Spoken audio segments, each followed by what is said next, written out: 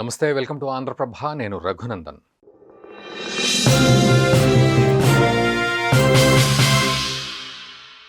గాజాలో Israel దళాలు చొచ్చుకొస్తున్నాయి. ఉత్తరం నుంచి దక్షిణానికి ఒత్తిపడేస్తున్నాయి గాజాలో ఉండే సామాన్యులను. అయితే ప్రపంచమంతా నివ్వెరబోతోంది. సామాన్యులను మీరు ఇలా చేస్తే ఎట్లా?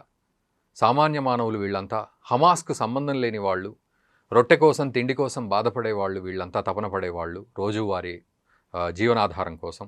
అలాంటి వాళ్ళను కూడా మీరు కిందికి పంపిస్తున్నారేంటి? రఫా నుంచి కూడా ఇంకా కిందికి అల్మవాసి దగ్గరికి పంపిస్తున్నారు. రెఫ్యూజీ క్యాంపుల్లో లక్షల మందిని పెట్టేసి అక్కడ వాళ్లకు తిండి పెడతారు. యునైటెడ్ నేషన్స్ అందిస్తున్న తిండిని అటు ఇజ్రాయెల్ కూడా కొంత తిండిని అందిస్తోంది. మెడికల్ ఎయిడ్, జోర్డాన్ నుంచి కూడా మెడికల్ ఎయిడ్ అందుతోంది. సో ఇవన్నీ కూడా జరుగుతూ ఉన్నాయి. సో జోర్డాన్ ఏమంటోంది, ఇది చాలా దారుణంగా జరుగుతోంది, మా మెడికల్ క్యాంప్స్ని కూడా కిందికి వెళ్ళిపోమంటున్నారు అని జోర్డాన్ చెప్తోంది. ఇక్కడ విషయం ఏంటంటే, యునైటెడ్ నేషన్స్ జనరల్ అసెంబ్లీలో ఆ తర్వాత పక్కన మీటింగ్, సపరేట్ మీటింగ్ ఒకటి ఉంది. ముఖ్యంగా అమెరికా ప్రెసిడెంట్ డొనాల్డ్ ట్రంప్ ఈ అరబ్ దేశాలతోటి మాట్లాడడం అయితే జరిగింది. సౌదీ అరేబియా, ఈజిప్టు, జోర్డాను, పాకిస్తాను, ఖతారు, వీళ్ళందరితో మాట్లాడడం జరిగింది. మాట్లాడి ఒక 3 ప్రపోజల్స్ ముందు పెట్టారు. యుద్ధం ఆపేద్దాం, ఇజ్రాయిలు ఈ దూసుకొచ్చేసి హమాస్ని కొట్టడం, గాజాను అజ్జేయడం ఆపేద్దాం, కానీ 3 కండిషన్లు. ఒకటి, ఈ యుద్ధం ఆపడం అంటే ఫస్ట్ ఇజ్రాయెల్ తమ సైన్యాన్ని వెనక్కి తీసుకోవడం, గాజా నుంచి వెనక్కి తీసుకొని సైలెంట్ అయిపోవడం, ఫస్ట్ పాయింట్. రెండోది, బందీల్ని విడిపించడం. ఎంతోమంది బందీలు ఇప్పటివరకు కూడా చనిపోయిన వాళ్ళు ఉన్నారు, బతికి ఉన్నవాళ్ళు హమాస్ వద్ద ఉన్నారు. మనకు ఆశ్చర్యం ఏంటంటే, హమాసు బందీలను వదిలిపెట్టదు, కానీ సీజ్ ఫైర్కు మాత్రం పెద్ద డ్రాఫ్ట్ ఇస్తుంది అమెరికాకి, మీరు చదవండి సీజ్ ఫైర్ గురించి అని. సో హమాస్ ఎందుకు బందీలను వదిలిపెట్టదు స్వచ్ఛందంగా అనేది ఇక్కడ ఒక పాయింట్ వస్తుంది. సో ఆ హమాస్ బందీల్ని విడిచిపెట్టడం రెండో పాయింట్. ఇక మూడోది, హమాస్తో సంబంధం లేకుండా గాజా ప్రాంతం మొత్తాన్ని కూడా అక్కడ రాజ్యం ఏలడం ఇజ్రాయిల్. అది ఒక రకంగా చెప్పాలంటే గాజాను పూర్తిగా ఇజ్రాయిల్ తమ ఆధీనంలోకి తీసుకోవడం. ఎలా ఉంటుంది దీని ప్రణాళిక అనేది అమెరికా పెత్తనం చెలాయించడం అనేది జరుగుతుంది. సరే, అమెరికా పెత్తనం అనేది ఎక్కడికి పోయినా ఒక తలనొప్పే ఉంటుంది. రష్యా ఉక్రెయిన్ విషయానికి వచ్చినా కూడా రష్యాను ఓడగొట్టడానికి అదే ఉక్రెయిన్కు మరి ఈ నాటో ద్వారా ఆయుధాలు పంపించడానికి అమెరికా సపోర్ట్ చేసింది. యుద్ధం ఆపేస్తా అని ఇప్పుడు ట్రంప్ అంటాడు. అండ్ మరోవైపు ఇటు గాజాను, ఇజ్రాయెల్ గాజా యుద్ధాన్ని ఆపేస్తాను అని ట్రంప్ అంటాడు. కానీ మరి ఇజ్రాయెల్కు కూడా చెప్పాల్సిన విషయాలు చాలా ఉంటాయి, కానీ అట్లాంటి విషయాలు ఏవి చెప్పకుండా నాంచుతూ ఉంటారు ప్రపంచ దేశాలు. మరి హమాస్ను తిట్టేవాళ్ళు ఎవరూ లేరు. హమాస్ అనే ఒక ఉగ్రవాద సంస్థను, అది దేశభక్తుల సంస్థ అని చెప్పేవాళ్ళు ఉన్నారు. ఇప్పుడు హమాస్ లీడర్ని మీరు అడగండి, మీరు ఉగ్రవాదం ఎందుకు చేస్తున్నారు, టెర్రరిజం ఎందుకు, ఈ మిలిటెంట్ పద్ధతి ఎందుకు అని అంటే, మేము టెర్రరిస్టులం కాదు, మిలిటెంట్లం కాదు, మేము దేశభక్తులం, మేము మా రిలీజన్ని కాపాడుకోవడానికి ముందుకు కదులుతున్నామని వాళ్ళు చెప్తారు. సో రిలీజన్ను కాపాడుకోవడానికి ఆ రోజు అక్టోబర్లో 1200 మంది అమాయకులు, వాళ్ళేదో వాళ్ళ పార్టీ చేసుకుంటుంటే వాళ్ళను ఊచకోత కోసినంత పని చేశారు, చంపేశారు, మిగతా వాళ్ళని బందీలుగా తీసుకెళ్ళిపోయారు.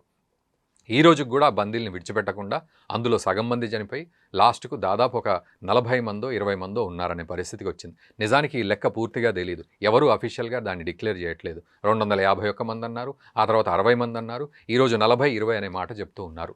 మరి అక్కడ ఎంత ఆర్తనాదాలు, వాళ్ళ ఫ్యామిలీకి సంబంధించి 2 సంవత్సరాలుగా వాళ్ళు బందీలుగా ఉండడం అంటే ఎంత దారుణం. మరి వీళ్ళు దేశభక్తి కోసం చేసేదా ఈ పని? ఉగ్రవాదమా ఇదంతా, అతివాదమా? మనమే దానికి సంబంధించి కామెంట్ చేసుకోవాల్సిన పరిస్థితి. ఇక ఇదంతా ఒక ఎత్తు అయితే, ఈ దేశాలన్నిటితోటి డిస్కషన్ అయితే జరిగింది. ఈ 3 చాయిస్లు అయితే ఇవ్వడం జరిగింది. అందులో ఇండోనేషియా అయితే ఒప్పుకుంది, పీస్ టాక్స్కి మేము రెడీ, ఈ శాంతి పద్ధతిలో మనం ముందుకెళ్ళాలి, ఈరోజు ఇజ్రాయిల్ పాలస్తీనా రెండింటిని దేశాలుగా గుర్తించాలి, 2 స్టేట్ థియరీ. ఈవెన్ భారత్ కూడా ఒప్పుకుంది ఆ విషయంలో, ఎందుకంటే అట్లీస్ట్ యుద్ధం ఆగిపోతుంది, అక్కడ ఎవరి పని వాళ్ళు చేసుకుంటారని. ఇప్పుడు దాదాపు 147 దేశాలు, మొన్నటికి మొన్న బ్రిటన్, ఆస్ట్రేలియా, ఫ్రాన్స్ ఇవి కూడా ఒప్పుకున్నాయి ఈ 2 స్టేట్ థియరీకి మేము ఒప్పుకుంటామని. నిజానికి ఇజ్రాయెల్ దీని మీద కోపంగా ఉంది, అసలు 2 స్టేట్ థియరీ లేదు, పాలస్తీనా అనేది లేనే లేదు అని చెప్పి. అఫ్కోర్స్ ఇజ్రాయెల్కి ఆ కోపం ఉన్నప్పటికీ అట్లీస్ట్ ఒక యుద్ధాన్నైనా ఆపుకునే ప్రయత్నం చేసుకోవచ్చు, జనజీవన స్రవంతి మళ్ళీ సెట్ అయ్యేటట్టు చూసుకోవచ్చు అనే ఉద్దేశంలో కొంత మానవీయ కోణంలో ఆలోచిస్తే ప్రస్తుతానికి యుద్ధం ఆగాలి అంటే ఆ 2 స్టేట్ థియరీని, అఫ్కోర్స్ చరిత్ర ఇంకో రకంగా మాట్లాడుతూ ఉంటుంది, మనం చరిత్రలోకి వెళ్ళట్లేదు, కానీ భవిష్యత్తు నిర్మాణం కోసం మనం మాట్లాడుతున్నాం. ఏదేమైనప్పటికీ కూడా ఈరోజు అమెరికా వేసిన ఒక అడుగు పెద్దన్న పాత్ర పోషించినప్పటికీ ఇక్కడ గమ్మత్తైన ట్విస్ట్ ఏంటి అంటే ఇజ్రాయెల్ ఈ విషయంలో ఎంతవరకు ఒప్పుకుంటుంది, తమ ఆధీనంలో ఉన్న పాలస్తీనాను ఎంతవరకు వెనక్కి వెళ్ళిపోయే ప్రయత్నం చేయగలుగుతుంది. దాదాపు 25 లక్షల మంది తరలిపోయి దక్షిణం దిశగా వచ్చారు. అల్మవాసి ప్రాంతంలో ఇప్పుడు తలదాచుకునే పరిస్థితి ఉంటే ఇవన్నీ కూడా వదిలిపెట్టి వెనక్కి వెళ్ళే పరిస్థితి ఉందా? ఇదొక పాయింట్. అయితే బందీలందరినీ కూడా బ్రతికించి తీసుకొచ్చే ప్రయత్నం హమాస్ చేయగలదా? నెవర్. చనిపోయిన వాళ్ళు చనిపోయినట్టే, వాళ్ళు అంకితమైపోయినట్టే, అమరులైనట్టే. ఇక ఇంకొక కీలకమైన విషయం ఇక్కడ మనం అర్థం చేసుకోవాలి. హమాస్ లేకుండా అక్కడ వ్యవస్థను నడపడం, ప్రభుత్వ వ్యవస్థను అనేది సాధ్యమవుతుందా?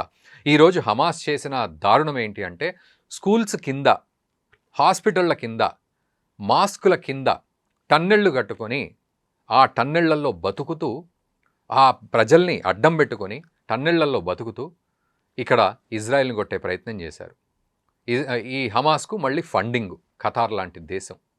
ఏదైనా పెద్దలు అక్కడ మీటింగ్ పెట్టాలి అంటే హమాస్కి సంబంధించిన పెద్దలు ఈ ఖతార్లో పెడతారు, హై క్లాస్ హోటల్స్లో. అందుకే ఖతార్ మీద బాంబు దాడి చేసింది ఇజ్రాయెల్. బెంజమిన్ నెతన్యాహు అన్నాడు హమాస్ అనేది భూమి మీద లేకుండా చేస్తామని. ఖతార్ మీద దాడి చేస్తే కొంతమంది చనిపోయారు పెద్దలు. అఫ్కోర్స్ క్షేత్రస్థాయిలో ఇంకా చాలామంది ఉన్నారు. మరి ఈరోజు అదే ఇజ్రాయెల్ పాలస్తీనాను తుడిచిపెట్టేస్తుంటే అయ్యో అమాయకులు అంటున్నారు. మరి ఈ అమాయకుల కిందనే కదా వాళ్ళు ఉన్నది. ఇన్ని రోజులు హమాస్ వీళ్ళ చాటునే ఉన్నారు.